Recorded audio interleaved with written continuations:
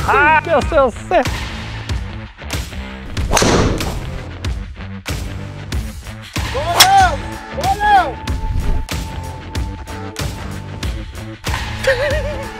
Jag kan inte...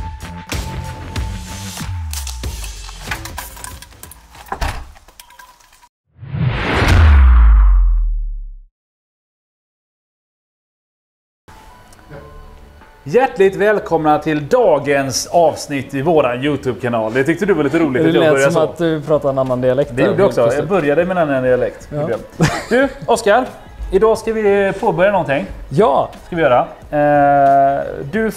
Vi får väldigt mycket skaffrågor.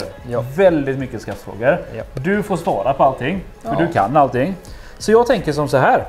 Du ska få en chans här nu och bygga din egen skaftskola. Oskars skaftskola. Nu ser jag så här att det kommer fram en så här skylt på videon när vi står så här. Oskars skaftskola. Vi ska bygga en egen logga där tänker jag. Den kommer komma upp här nu.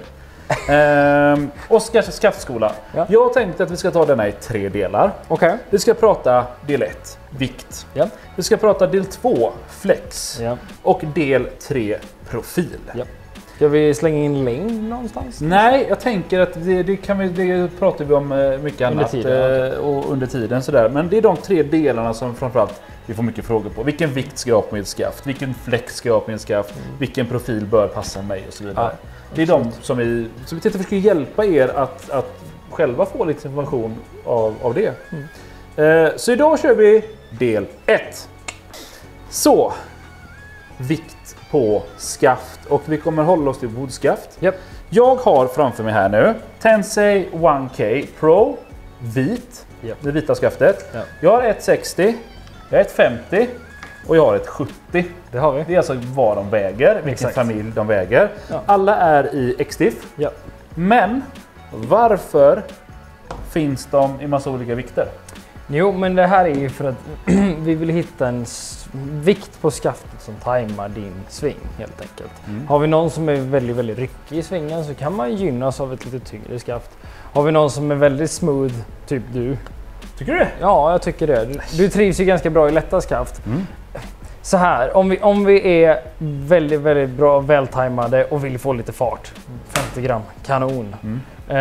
Medel 60. Vill vi ha någonting som är lite mer som du kan styra ut. Liksom. Vi är lite ryckiga, vi har lite problem sådär.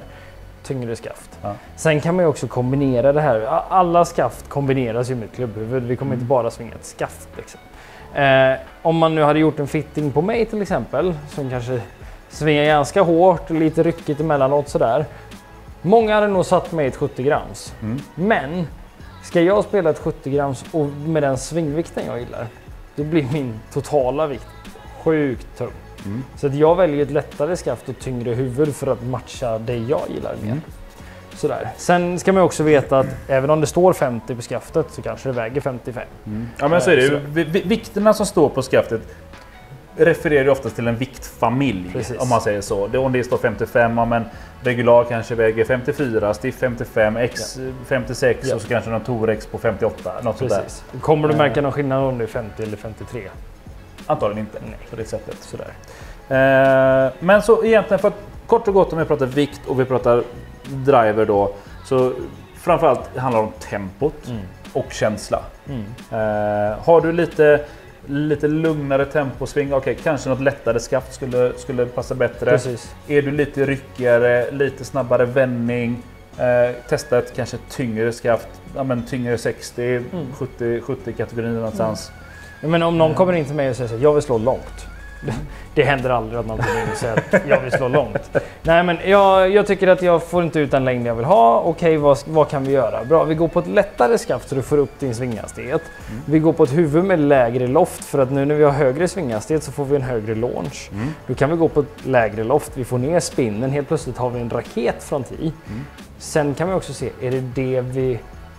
Om man nu syftar efter bara längd, absolut, jag kan göra en klubba som bara går långt. Varsågod, gå hem och spela. Sen kanske den är lite bredare. Här får vi ta resonemanget mellan mig och kunden. Vad vill vi ha? Ja, men jag träffar rätt mycket fairways. Jag är rätt bra på att slå bollen. Ja, men bra, då kanske längd är det vi ska syfta efter här. Men om vi är en person som slår långt, men jag vill träffa mer fairways, ja men då kanske vi går på ett lite tyngre skaft. Kapar lite grann och ser sig.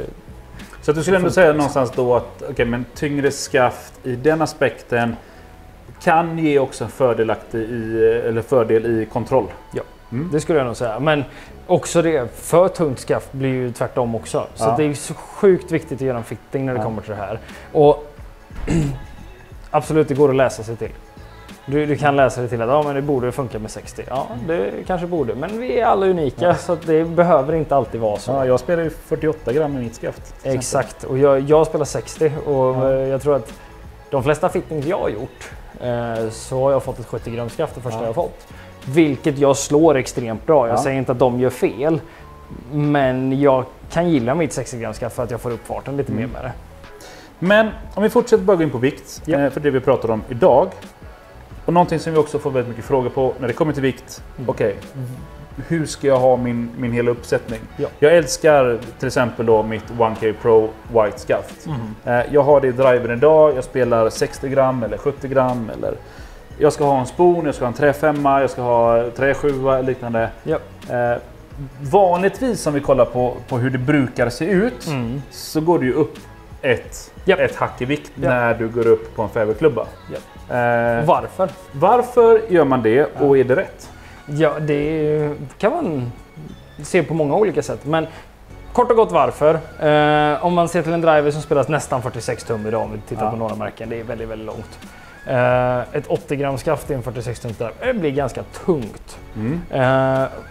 Spon 43 tum ungefär. Träffen 42,5 kanske där någonting. När vi får ett kortare skaft blir totalvikten mindre.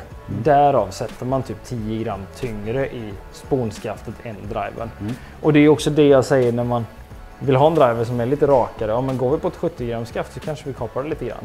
Se till så att svingvikten blir okej sådär. Men kort och gott, tyngre skaft för att klubban är kortare i totallängd. För att skapa en samma ungefär totalvikt då på klubban. Men jag tycker också någonstans att det känns som att du börjar på 70. Alltså när du pratar typ spon, även kollar vi standardklubbor som kommer direkt från hyllan och köper en spon i stiff. Ja, då sitter det ett 70 skaft. 65-70, ja. Men om man då spelar ett 50 skaft till exempel i sin driver. Bör man kanske då tänka men då börjar vi på 60 istället? Det kan man göra. Det är väl mest vanligt att man skulle göra så. Men kollar vi tillbaka på något avsnitt som vi släppte för några veckor sedan så när Joel hade sin What's in the bag så spelade han ett 50 gram skaft i driven med 70 i sponen. Sponsvingen är ju annorlunda mot driversvingen. Driversvingen är ju väldigt, väldigt unik. Så att det behöver inte vara 10 grams skillnad. Det kan vara 20, det kan vara samma. Men generellt sett 10. Och vi har ju mycket olika vikter på skaft och prova och testa och känna. Jag vet inte vad det lättaste är väl typ ett Nitro från TPT på runt 40 gram som ändå är hållbart och sen har vi väl upp mot 80-90 TX. Precis, och grejen är det vi ser, trenden just nu det är ju att det går mot lättare skaft överlag. Men det beror också lite på att driverhuvudena kan vi inte göra mycket hetare idag för att det finns ett regelverk som säger att de får inte bli mycket hetare. Så att gör vi lättare skaft, då svingar vi huvudet snabbare, då får vi längden. Så att, mer eller mindre så börjar ju typ de flesta nya skaften vi tar in på 50. Tidigare var det att man beställde in 60, 70, 80 kanske. Men nu är det 50, 60, 70 kanske på sin höjd 70. Men 50, 60 är väl det vi säljer absolut mest utav. Men sen är det väl också lite så som jag tycker om man kollar på det. Skaften har ju blivit bättre. Mycket bättre. Fördelen med att jobba med grafit, karbon och alla olika material är ju att du kan göra det lättare och starkare. Och det finns ju ändå någonting i det här att lättare skaft, mer hastighet. Men nu så svarar skaften också upp mot hastigheten. Det gjorde de kanske inte förr om man kollar på. För då, visst, du kunde köpa ett lätt skaft om det var Senior Flex eller Lady Flex och så vidare. Precis. Och det är det vi ser, både driverskaft och järnskaft. Om vi tittar nu då, ett 50 gram skaft här kan vara vrålstyvt. Och kollar vi tillbaka på, om man tittar på järnklubbor och sätter grafitskaft. Då är många grafitskaft sedan tidigare väldigt, väldigt lätta för att man vill få svikten i dem. Men idag kan man göra ett grafitskaft till 120. Så att vi kan anpassa vikten så sjukt mycket mer för att grafitskaften blir så jäkla bra. Men både du och jag spelar Nitro från TPT. Jag spelar 60, du spelar 48. Det är inte så att de inte känns styva. Alltså de känns mjuka när du gör så här, men när du träffar bollen så märker man, oj jäklar, det här skaftet håller faktiskt för den här hastigheten i alla fall. Så. Men jag tänker att vi nöjer oss där på din skaftskola. Ja, och har man fler frågor, det är bara skicka frågor till mig. Ja men precis, vi har ju våran mail, vi har kommentarerna här nedanför, vi har våra sociala medier, chatten. Har ni frågor om skaft, vikt och så vidare, bara in och ställ dem så kommer Oskar finnas där för er och ta hand om er där. Så, det var kort och gott del 1 i den här lilla skaftskolan. Nästa gång, då ska vi prata om flex. Yes. Och fram tills dess, gör många birdies. Så länge.